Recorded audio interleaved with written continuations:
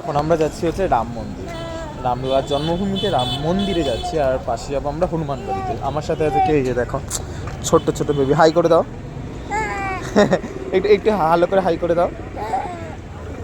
তো আমি যাচ্ছি, সঙ্গে ও যাচ্ছে, আরও আসছে, মানে আরও বাদ বাকি সবাই পিছনেই আছে। তো এই যে এই রাস্তাটা দিয়েই যাবো আমরা, তো দেখতে থাকো, সঙ্গে থাকো। হচ্ছে রাম মন্দির, রাম মন্দিরে আমরা ঢুকছি। এটা হচ্ছে মেন এন্ট্রান্সটা আর কি, যে ঢোকার যে ব্যাপারটা, এখান দিয়ে ঢুকতে হবে। অন্ধকার হয়ে গেছে, অসাধারণ সুন্দর জায়গা, খুব সুন্দর সাজানো।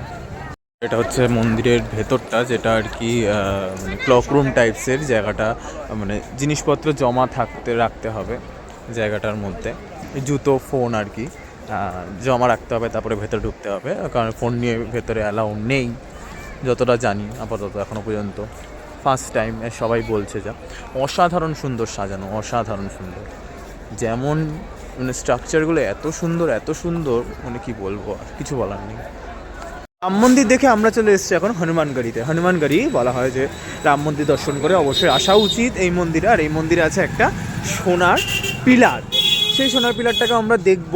তো আমরা সবাই আছি এখানে এক এক করে। এই যে মন্দিরে চূড়া দর্শন করলে মন্দির দর্শন লাভ হয়, মানে বিগ্রহ দর্শন লাভ হয়, কথিত আছে, সবাই জানোই।